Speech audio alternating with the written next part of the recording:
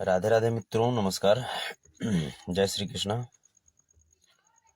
मैं आपका दोस्त, आपका हमसफर, भोजपुरी गायक संतोष रेणु यादव। और इस लाइव के माध्यम से आप सबों को जहां भी हैं, चरण स्पर्श आपके माता पिताजी को मेरा प्रणाम। अभी कुछ लोग और जुड़ जाएं तब मैं अपनी बात में रखूं। Michael Yadav ji, Yadav Vikas ji, Rupesh Kumar ji, engineer Singh Ranjit ji, engineer Deepak Sharma ji, Neeraj Yadav ji, Bhupendra Yadav ji, Amit Kumar Yadav ji, Rocky Kumar ji, Tej Pratap Yadav ji, JP Singh Yadav ji, Balwant Yadav ji, love you सबको, सब आप सब लोगों को लव यू। अनुज कुमार जी, आतिश यादव जी, रमन यादव अहिरान जी,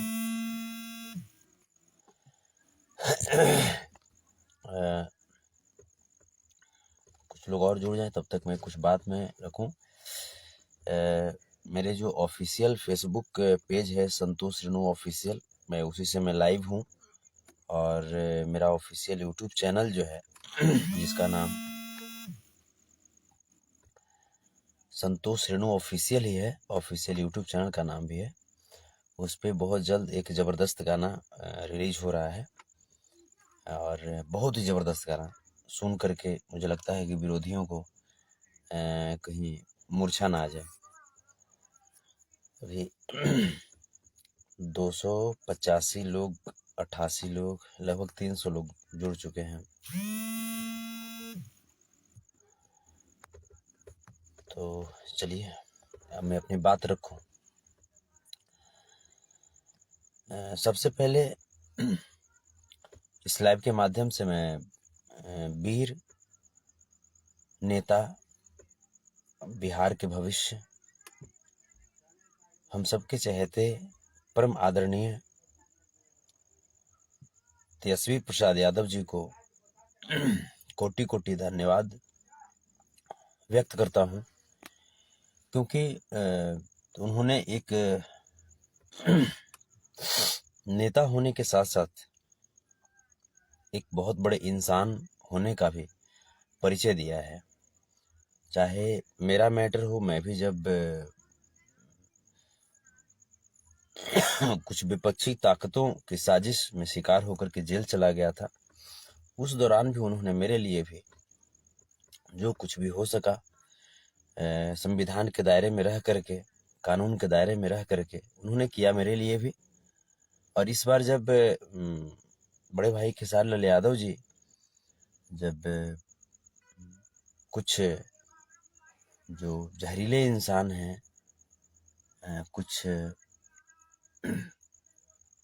समाज को तोड़ने वाले जो इंसान हैं, जो सिर्फ और सिर्फ किसी को कुछ बोल करके अपनी पब्लिसिटी बनाने का काम करते हैं, उन लोगों के ऊपर कार्रवाई करने की मांग की है। और एक कलाकार की भावनाओं को समझते हुए कलाकारों के हितों की रक्षा के लिए सरकार से ठोस कदम उठाने को कहा है। राष्ट्रीय जनता दल के ऑफिशियल जो फेसबुक पेज के साथ साथ ट्विटर हैंडल से भी उन्होंने ट्वीट किया है। तो इसके लिए मैं कोटि कोटि में धन्यवाद मैं कहना चाहूँगा तेजस्वी प्रसाद यादव जी को और समस्त राष्ट्रीय जनता दल को, क्योंकि ये जो मैटर है कि जो भी हो रहा है, चाहे वो खेसारी लाल यादव जी के साथ हो या मेरे साथ हुआ, तो ये कोई हमें नहीं लगता कि कोई जातिगत ये मुद्दा है। ये एक प्रोपगेंडा है कुछ लोगों को, उनके पास का एक मुद्दा है, कुछ लोगों के मानसिकता में घुस चुका है कि किस तरीके से टॉर्चर करो, किस तरीके से एक गोलबंद हो जाओ, 2-4 हजार लोग, 2-4 10 लोग, 2-4 20 लोग, 50 लोग जमा हो करके और कैसे संतोष रेणु यादव को टारगेट करो, कैसे मनोबल तोड़ो उसका, उसके बाद कैसे खेसारी लाल यादव का मनोबल तोड़ो, ये सिर्फ एक प्रोपगेंडा है। ये जो है कुछ लोग बोल रहे हैं कि तेजस्वी यादव जी ऐसा बोल करके और राजपूत के खिलाफ बोले हैं। तो देखिए, लोग बोलने वाले तमाम तरह की बात बोलेंगे। जो दंगाई होते हैं, जो नेगेटिव माइंडेड होते हैं, वो किसी जाति या किसी धर्म विशेष के नहीं होते हैं। और ऐसा नहीं कि ये जो गौतम है या जो समर है, वो ऐसा नहीं है कि वो उसके नाम में राजपूत जुड़ा हुआ है तो पूरे राजपूत समाज का उसको समर्थन है। ऐसा नहीं है। राजपूत समाज में भी अच्छे अच्छे लोग हैं और जो कि मुझे भी सपोर्ट कर रहे हैं, खेसारी लाल यादव जी को भी सपोर्ट कर रहे हैं। तो अब यहाँ पे जो मैटर है कि हाँ, कुछ लोग ऐसे हैं जो सामाजिक भावनाओं में बह करके उलूल जुलूल का कमेंट करते हैं या फ़ोन करते हैं, तो ये अलग बात है। लेकिन मेरा ऐसा मानना है कि उस जो इंसान है, जो दैत्य के रूप का जो इंसान है, उसको दैत्य ही कह सकते हैं। और क्योंकि अगर किसी की माँ बहन बेटी की इज्जत, किसी माँ बहन बेटी की अगर इज्जत के साथ कोई खेले तो उसे इंसान तो कह नहीं सकते और उसे किसी जाति में हम नहीं रख सकते। खेसारी लाल यादव जी पे ये दुर्भाग्य है कि जब जब उन पे आती है वो चीज़ें, चाहे वो सुधीर सिंह के द्वारा हुआ हो और या ये जो इस बार जो ये लोग ये जो लौंडा है जिसके तरफ से किया गया है, तो ये दुर्भाग्य ही कह सकते हैं। और दुर्भाग्य इसलिए भी कह सकते हैं क्योंकि सुधीर सिंह बहुत बड़ा चपाट टाइप का आदमी है। सुधीर सिंह वो चपाट ही कह सकते हैं, थोथ टाइप का आदमी है। उसको इस मैटर में नहीं कूदना चाहिए था।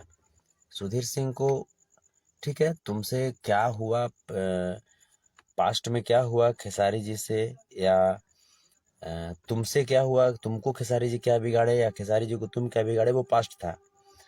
लेकिन जब खेसारी जी का कुछ नहीं उखड़ पाया, तब तुम इस दो लौंडे का तुम सहारा ले रहे हो। और एक जो होता है ना दोगली मानसिकता को अपने जेहन में रखते हुए एक कलाकार को टॉर्चर कर रहे हो। और ऐसा नहीं कि सिर्फ खेसारी लाल यादव को टॉर्चर किया है, खेसारी लाल यादव को आज टॉर्चर कर रहे हो।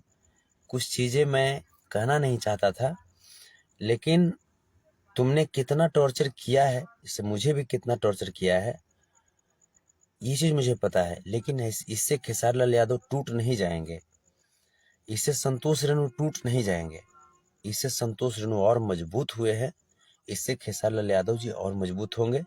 खेसारी लाल यादव जी के जो फैंस हैं वो इस बात को समझ रहे हैं कि उनके साथ राजनीति हो रही है, क्योंकि खेसारी लाल यादव जी लगातार कहीं न कहीं पिछले 10 साल से, पिछले 12 साल से इंडस्ट्री में प्रथम स्थान कब्जाए हुए हैं।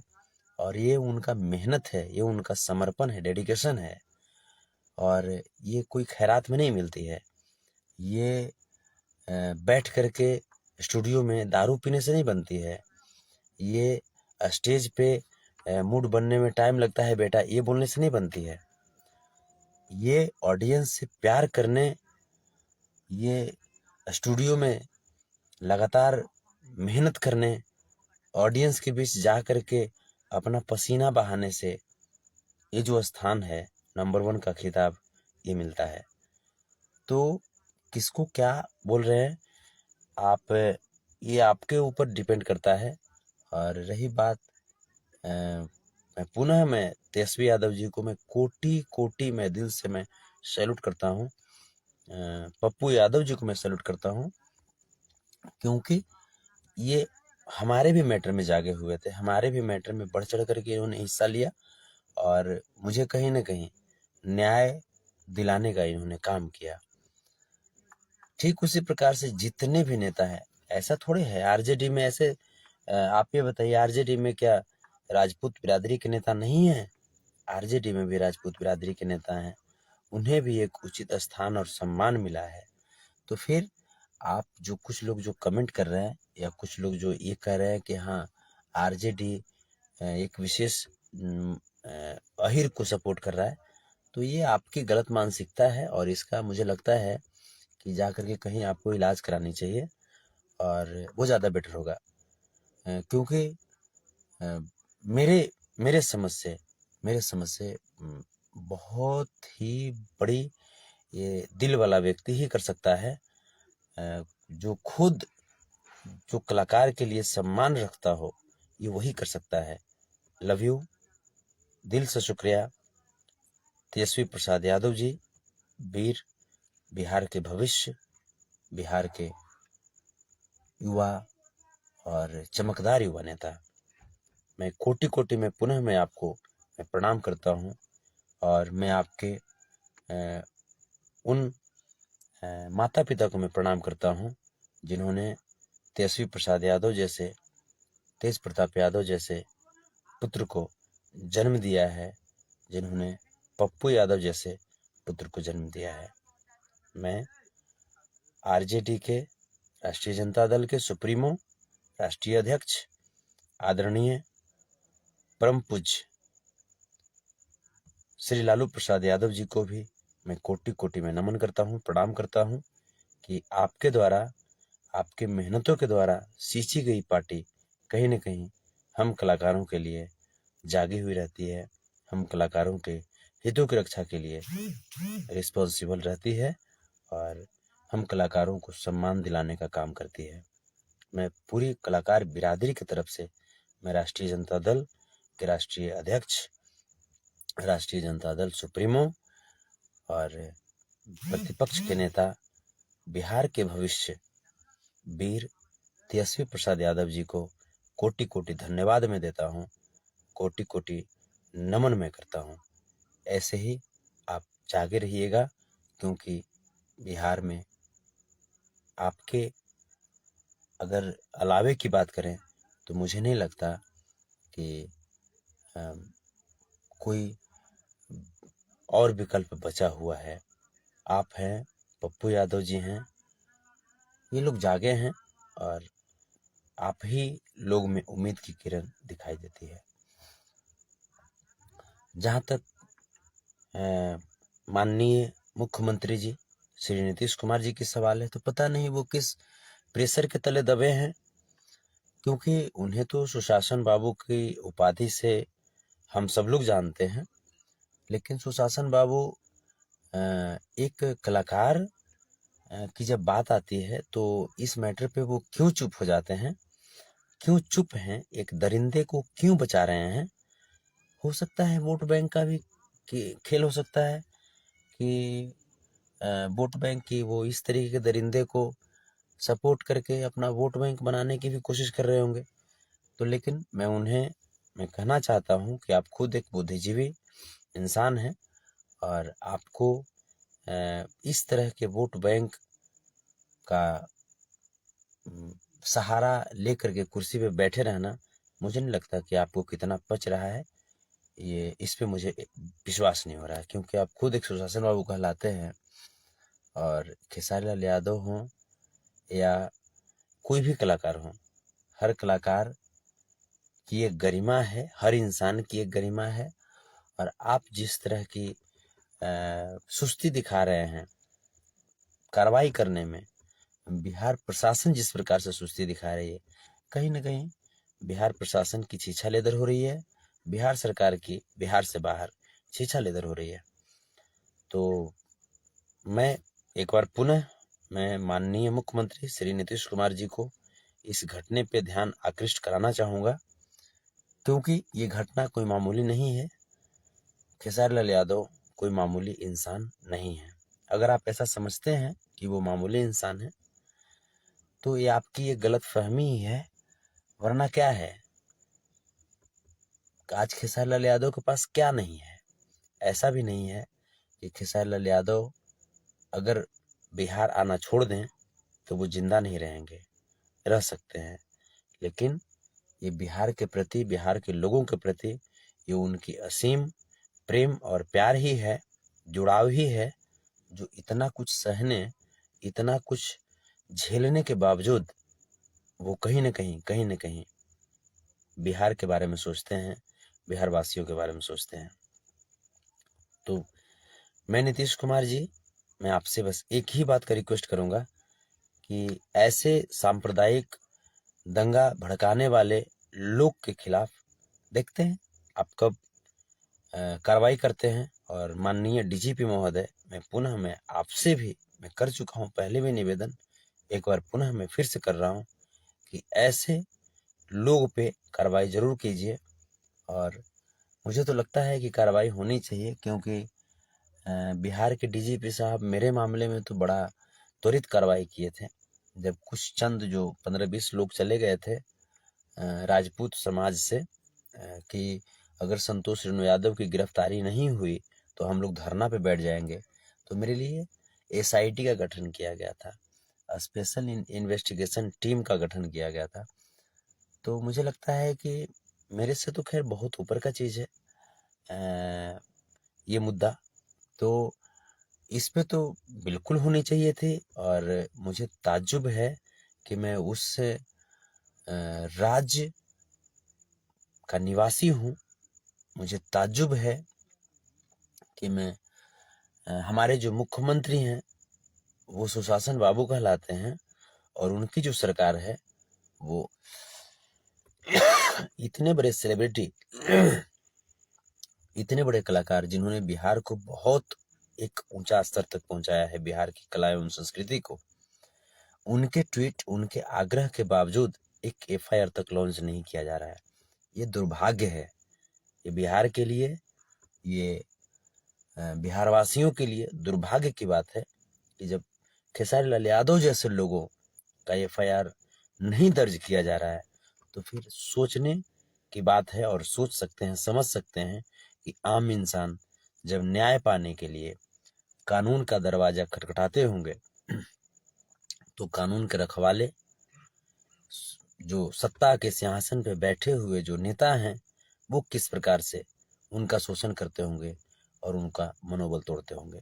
खैर, हमें बाबा साहब भीमराव अंबेडकर द्वारा रचित हमारे देश की सम्मानित संविधान, हमारे देश के न्यायपालिका, हमारे देश के जितने भी बुद्धिजीवी प्रकोष्ठ हैं उन पे भरोसा है।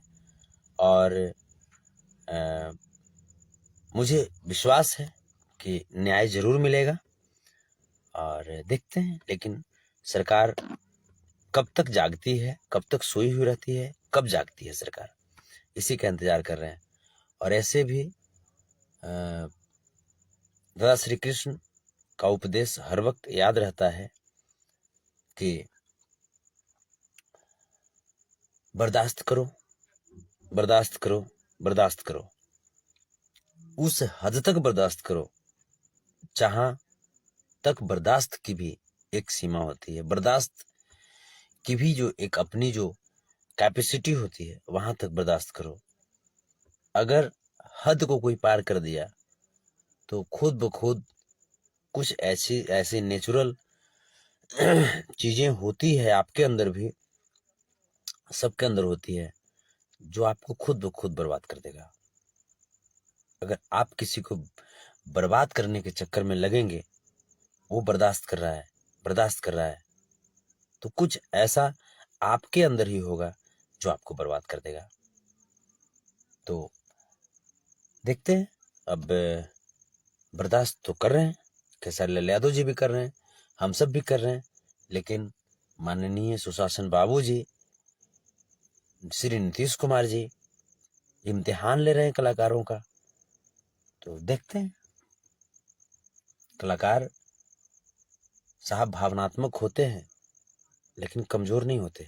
हम लोग के पास कोई गोली बंदूक कोई बम नहीं होता, लेकिन हाँ, हम लोगों के पास सच्ची हृदय होती है, और उस हृदय से हम लोग अपने भगवान रूपी जो हमारे जो ऑडियंस हैं उन तक सीधा कनेक्शन बनाए रखते हैं, क्योंकि हम लोगों की ऊर्जा, हम लोगों की ताकत, हम लोगों की सब कुछ, मान सम्मान हमारे ऑडियंस ही हैं।